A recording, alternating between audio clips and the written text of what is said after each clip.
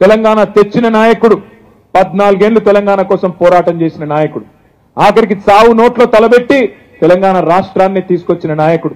అట్లాంటి నాయకుడిని కూడా పట్టుకొని ఇలా నోటికొచ్చిన బూతులు ముఖ్యమంత్రిగా ఉంటూ కూడా మీరు పాత వైఖరి మార్చుకోకుండా మాట్లాడుతుంటే కూడా ఈ రోజు కూడా మేము గౌరవంగానే మీ గురించి మాట్లాడుతూ ఉన్నాం. కానీ ఇదే వైఖరి కొనసాగితే రేవంత్ రెడ్డి గారు మాకు కూడా భాష వస్తుంది, మాకు కూడా నోరుంది, మాకు కూడా ఎట్లా ప్రయోగించాలనో ఎట్లా విమర్శలు చేయాలనో నీ భాషలో నీకు ఎట్లా సమాధానం చెప్పాలనో మాకు కూడా తెలుసు. ఓపికకు కూడా ఒక హద్దు ఉంటది. నువ్వు ఇష్టం వచ్చినట్టు నోటికొచ్చినట్టు తిడుతూ మాట్లాడితే మౌనంగా చూస్తా ఉన్నాం. 100 రోజుల వరకు కూడా భరిస్తాం, ప్రజల కోసం భరిస్తాం. కానీ మార్చి 17 తర్వాత మాత్రం తప్పకుండా నీ మాటకు అగర్ ఆప్ ఈంట్ సే మారేంగే तो हम पत्थर से जवाब देंगे, ఇటుకతో కొడితే రాయితో కొట్టినట్టు సమాధానం ఇచ్చే సత్తా మాకుంది. మార్చి 17 దాకా ఓపికగా ఉంటామనే మాట కూడా నేను మీకు విజ్ఞప్తి చేస్తా ఉన్నా. 100 రోజుల్లో మీరు ఇస్తానన్న హామీలు నిలబెట్టుకోండి. ఆ తర్వాత మీరు ఇచ్చిన 420 హామీలు అవి కూడా నిలబెట్టేదాకా ప్రజల తరపున మేము కొట్లాడతాం. కృష్ణారావు గారు చెప్తా ఉన్నారు, మీరు దిగిపోయిన తర్వాత మన ప్రభుత్వం పోయిన తర్వాత జిహెచ్ఎంసీ వాళ్ళకి ఫోన్ చేస్తే బడ్జెట్ లేదంటున్నారన్న అన్నాడు. అదేవిధంగా హెచ్ఎండబ్ల్యూఎస్ కు ఫోన్ చేస్తే బడ్జెట్ లేదు, పైసలు లేవు అని తప్పించుకునే దూరంలో మాట్లాడుతున్నారని చెప్తా ఉన్నారు. నేను ఒకటే మాట ఆలోచించమని కోరుతా ఉన్నా. గత 10 ఏళ్లుగా ఈరోజు ముఖ్యమంత్రి గారు మాట్లాడుతున్నాడు, ఈయన రేవంత్ రెడ్డి రేపు కేంద్రంలో పార్లమెంట్ లో అక్కడ కాంగ్రెస్ వస్తేనే మీకు ఇచ్చిన హామీలు నెరవేరుస్తా అని మాట్లాడుతున్నాడు. నేను అడుగుతా ఉన్నా, ఆలోచించమని. 10 ఏళ్లలో మోడీ గారు ఏమైనా మనకు సహకరించిండా? మోడీ కనీసం మనకు ₹1 ఇచ్చిండా? అయినా మనం పని చేయలేదా? ప్రజలకు ఇచ్చిన ప్రతి మాట నిలబెట్టుకోలేదా? ఇచ్చిన హామీలే కాదు, ఈయని హామీలు కూడా నిలబెట్టలేదా కేసీఆర్ గారు? మరి ఇలా ఈయన మాత్రం ప్రజలకు ఇచ్చిన హామీలు నిలబెట్టడానికి నెరవేర్చడానికి మాకు కేంద్రంలో కూడా ఓటేయాలని మాట్లాడుతూ ఉన్నాడంటే ఇది రాజకీయ దివాలా కోరతనం కాదా? ఆలోచించమని చెప్పి నేను కోరుతా ఉన్నా. 20,000 లీటర్ల వరకు హైదరాబాద్ లో మంచినీళ్లు ఉచితంగా ఇచ్చిన ఘనత మన ముఖ్యమంత్రి పెద్దలు కేసీఆర్ గారిది. ఇవాళ కృష్ణారావు గారు చెప్తున్నారు, అట్లాంటి 20,000 లీటర్ల నీళ్ల పథకాన్ని కూడా నీరు గారుస్తూ మళ్ళీ ఇలా మంచినీళ్ళకు కూడా ఛార్జీలు వసూలు చేస్తున్నారు. ట్యాంకర్లు ఆల్రెడీ వస్తున్నాయి గల్లీలల్లో అని చెప్పి కృష్ణారావు గారు చెప్తా ఉన్నారు. అంటే పని చేసేటోళ్లకు, పరిపాలించేటోళ్లకు సత్తా ఉంటే కరెంటు కోతలు ఉండయి, మంచినీళ్ళ బాధలు ఉండయి. హైదరాబాద్ కోసం బ్రహ్మాండంగా గత 10 ఏళ్లుగా పనిచేసి మనం ఒక బంగారు పల్లెంలో హైదరాబాద్ ను వాళ్ళకి అప్పచెప్పి పోయినాం. మరి వాళ్ళు నిలుపుకుంటారా, దాన్ని చెడగొడతారా? మనం జాగ్రత్తగా చూడవలసిన అవసరం ఉన్నది. రేపు పార్లమెంట్ ఎన్నికల్లో కూడా ఢిల్లీలో, పార్లమెంట్ లో, లోక్సభలో తెలంగాణ గురించి మాట్లాడేటోళ్ళు ఉంటేనే రేపు అక్కడ మనం ఎవరైనా పట్టించుకుంటారు. తెలంగాణ గురించి మాట్లాడాలి అంటే కాంగ్రెస్ కు బీజేపీ నోరు పెగలదు.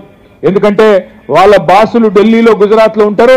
వాళ్ళు ఉస్కో అంటే ఉస్కో, డిస్కో అంటే డిస్కో, అంతకంటే ఎక్కువ వాళ్ళతోనేం కాదు. అందుకే డూడు బసవన్న లాంటి ఎంపీలు కాదు, మన కోసం తెగించి కొట్లాడే ఎంపీలు ఉండాలి, మన గొంతు వినిపించే ఎంపీలు ఉండాలి. మన గులాబీ జెండా కప్పుకొని బ్రహ్మాండంగా తెలంగాణ ప్రజల కోసం, తెలంగాణ ప్రయోజనాల కోసం గొంతు విప్పి అక్కడ అవసరమైతే గల్లాబట్టి అడిగే ఎంపీలు ఉండాలి తప్ప మనం మళ్ళొక్కసారి కేవలం తల ఊపే ఎంపీలను గెలిపిస్తే లాభం లేదు. నేను మీ అందరినీ ప్రార్థిస్తా ఉన్నా, మీరు చాలా తెలివిగా మల్కాజ్గిరి పార్లమెంట్ పరిధిలో 7 శాసనసభ నియోజకవర్గాలుంటే 7 ఈ గులాబీ జెండాను ఎగిరేసింది మీరు. మీ ఆశీర్వాదంతోనే ఇవాళ ఈ వేదిక మీద మేమున్నాం. రేపు పార్లమెంట్ లో కూడా తప్పకుండా తెలంగాణ వాణి వినిపించాలంటే, తెలంగాణ గలం ఉండాలంటే, తెలంగాణ దళం ఉండాలంటే అది కేవలం కేసీఆర్ గారి బృందంతో, ఈ గులాబీ జెండాతో అయితే తప్ప వేరే వాళ్ళతో కాదు. అందుకే మిమ్మల్ని అందరినీ ప్రార్థిస్తా ఉన్నాం, మీ ఆశీర్వాదంతోనే ఇక్కడి దాకా వచ్చినాం. భవిష్యత్తులో కూడా మీకు అండగా ఉంటాం. మీకు ఇండ్లు రాకపోయినా, మీకు కరెంటు విషయంలో తిప్పలైనా, మంచినీళ్ళ విషయంలో తిప్పలైనా, వాళ్ళు ఇచ్చిన హామీలు నిలబెట్టుకోకపోయినా కృష్ణారావు గారు, నేను, మా అందరితో పాటు 39 మంది శాసనసభ్యులు కూకట్పల్లికి ఎప్పుడు కావాలంటే అప్పుడు వస్తాం, మీకోసం గొంతు విప్పుతామనే మాట కూడా నేను విజ్ఞప్తి చేస్తా ఉన్నా. కార్యకర్తలు, నాయకులు మీరు అధైర్యపడవద్దు. ఎందుకంటే ఇవన్నీ సహజం. అప్పుడప్పుడు కింద పడతాం, అప్పుడప్పుడు లేచి నిలబడతాం. కానీ అల్టిమేట్ గా ఒకటి మాత్రం వాస్తవం, ప్రజాస్వామ్యంలో ప్రజల తీర్పే శిరోధార్యం. హైదరాబాద్ లో మనం గెలిచినాం, కొన్ని జిల్లాల్లో అక్కడక్కడ ఏమరుపాటుతో కొంత మోసం జరిగింది, ప్రజలు మోసపోయినారు. ఈ కాంగ్రెస్ పార్టీ ఇచ్చిన హామీలను కొంతమంది అమాయకులు నమ్మినారు. కానీ నమ్మిన వాళ్ళు ఈరోజు బాధపడతా ఉన్నారు. రైతులు ఒకళ్ళ ముఖాలు ఒకళ్ళు చూసుకుంటున్నారు. ఇంతవరకు రైతు బంధు పడలేదు. 2 నెలలు అయిపోయింది. గ్రామాలలో ఇవాళ ఒకళ్ళ ఫోన్ ఒకళ్ళు చూసుకుంటున్నారు, ఒకళ్ళ ముఖం ఒకళ్ళు చూసుకుంటున్నారు. కేసీఆర్ ఉన్నప్పుడు 10 రోజులలో 7,600 కోట్లు పడుతుండే. ఈ ప్రభుత్వం వచ్చినాక అది లేదు ఇది లేదని బాధపడతా ఉన్నారు. అదేవిధంగా ఇవాళ గ్రామాలలో మీరు చూస్తున్నారు, సోషల్ మీడియాలో చూస్తున్నారు, ఫ్రీ బస్సు అని పెట్టిండ్రు. ఇక ఫ్రీ బస్సులు ఏమేమైతుందో నాకంటే బాగా ఆడబిడ్డలు మీరే చెప్పాలా. అందులోకెళ్ళి పాపం ఆ బస్సులెక్కేందుకు డ్రైవర్ సీట్లకెళ్ళి ఎక్కుతుండ్రు, బస్సులకు కిటికీలకెళ్ళి ఎక్కుతుండ్రు, జుట్లు పట్టి కొట్టుకుంటున్నారు. మొన్న ఒక దగ్గరనైతే ఆయనతో చెప్పులు తీసి కూడా కొట్టుకున్నారు. ఈ అవస్థ వచ్చింది ఇవాళ ఫ్రీ బస్సుతోని. ఈ అవస్థ ఒకవైపు, మరొక వైపు 6.5 లక్షల మంది ఆటో డ్రైవర్లు మా కడుపు మీద దన్నింది ఈ పథకమని వాళ్ళు ఏడుస్తా ఉన్నారు. ఇటేమో ఆడబిడ్డలు కోపానికి వస్తున్నారు, టికెట్లు కొనుక్కున్న మగవాళ్ళు కోపానికి వస్తున్నారు, మాకు సీట్లు దొరుకుతలేవని బయట ఉన్న ఆటో డ్రైవర్లు వాళ్ళు బాధపడతా ఉన్నారంటే అనాలోచితంగా పథకాలు పెడితే, ఆగమాగం చేస్తే కార్యక్రమాలు ఎట్లుంటాయో ఒక ప్రణాళిక లేకుండా, ఒక ఆలోచన లేకుండా. మంచి పథకమే ఫ్రీ బస్సు, నేను కాదంటలేను, ఫ్రీ బస్సు మంచిదే. కానీ ఆడబిడ్డలకు కూసునేందుకు జాగా కూడా ఉండాలి కదా. బస్సులు పెంచాలి, బస్సులు లేని ఊర్లకు బస్సులు పెట్టాలి, బ్రహ్మాండంగా నడిపేయాలి, కొత్త బస్సులు పెట్టాలి, కండిషన్లు ఉన్న బస్సులు పెట్టాలి. 50 మంది ఎక్కే బస్సులో 150 మందిని ఎక్కించుడు, ఆగమాగం చేసుడు, ఒకళ్ళ మీద ఒకరు పడేటట్టు, ఒకళ్ళ మీద ఒకరు కొట్లాడుకునేటట్టు, ఇదేం దరిద్రమైన కథ. ఆలోచన చేయాలని చెప్పి నేను విజ్ఞప్తి చేస్తా ఉన్నా. ప్రభుత్వానికి కూడా నేను విజ్ఞప్తి చేస్తా ఉన్నా.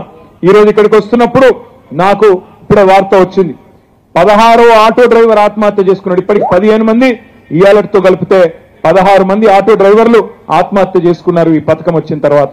ఆటో డ్రైవర్లు కూడా మీరు హామీ ఇచ్చినారు, నెలకు 1000 రూపాయలు ఇస్తాం, సంక్షేమ బోర్డు పెడతామన్నారు. నేను ప్రభుత్వాన్ని డిమాండ్ చేస్తా ఉన్నా, నెలకు 1000 రూపాయలు సరిపోదు. ఇవాళ వాళ్ళ కడుపు